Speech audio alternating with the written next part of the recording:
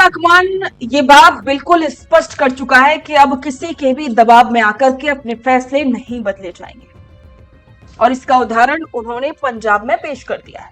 पंजाब में जो पिछले दिनों से लगातार विवाद देखने को मिल रहा था, आंतरिक कलह सामने आई थी क्योंकि पूर्व मुख्यमंत्री चरणजीत सिंह चन्नी ये मांग कर रहे थे कि या तो उन्हें प्रदेश का अध्यक्ष बनाया जाए या फिर मुख्यमंत्री का चेहरा अभी से घोषित किया जाए। लेकिन कांग्रेस सालाकमान ने दो टूक शब्दों में कह दिया कि जो भी डिसीजन पंजाब के लिए कांग्रेस ने किया है वो अड़िग है और अब किसी के भी कहने पर इसमें कोई भी परिवर्तन नहीं होगा। तो चलिए आपको बताते हैं कि पंजाब में अब कांग्रेस ने क्या कुछ डिसीजन लिया है। पूरी डिटेल्स हम आपको इस वीडियो में बताते हैं। कहानी की शुरुआत होती है पूर्व मुख्यमंत्री चरणजीत सिंह चन्नी के मोरिंदा वाले आवास से। जब रहमान ने नई संगठनात्मक सूचियों का ऐलान किया तो चन्नी खेमे के भीतर का लावा फूट पड़ा।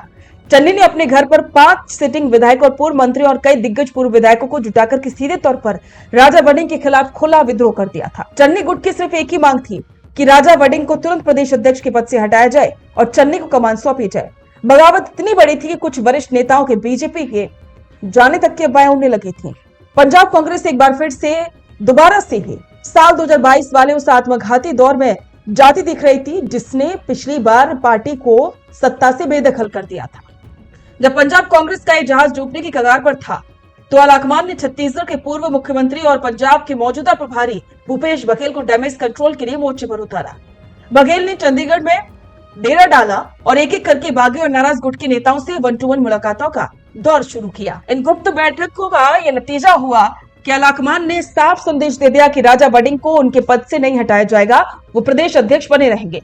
संतुलन बनाने के लिए चन्नी को चुनाव प्रचार कमेटी की कमान दी गई है। हालांकि वो इससे पूरी तरह से खुश नहीं थे। प्रभारी भूपेश बघेल ने दोनों गुटों को दो टूक शब्दों में समझा दिया कि अगर आगामी विधानसभा चुनावों में जीत हासिल करनी है तो आपसी कलह को तुरंत दफन करना होगा। अब सवाल उठता है कि आखिरकार राजा वड़िंग और चन्नी के बीच की रंजिश इतनी गहरी क्यों है।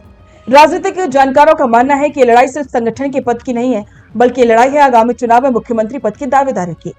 पंजाब की राजनीति का इतिहास रहा है कि जो नेता चुनाव के समय प्रदेश अध्यक्ष होता है, जीत मिलने पर मुख्यमंत्री की कुर्सी पर पहला हकदार वही माना जाता है। राजा वड़िंग और चन्नी दोनों ही राहुल गांधी के बेहद करीबी माने जाते हैं।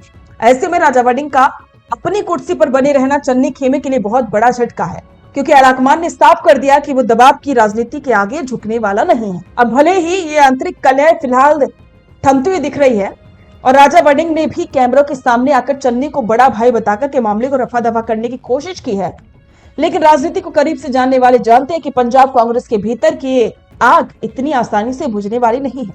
चन्नी खेमे की नाराजगी और संगठनात्मक बैठकों को उनसे दूरियां बनाना अब भी इस बात का गवाह है कि चिंगारी अंदर ही अंदर सुलग रही। तो पंजाब के इस घटना से कांग्रेस ने राजस्थान के लिए भी एक बड़ा संदेश दे दिया है, क्योंकि आगामी विधानसभा चुनाव 2028 में राजस्थान में भी ऐसी स्थिति देखने को मिल सकती है, क्योंकि एक तरफ है सचिन पायलट तो दूसरी तरफ है अशोक गहलोत भी, वो भी पीछे नहीं है।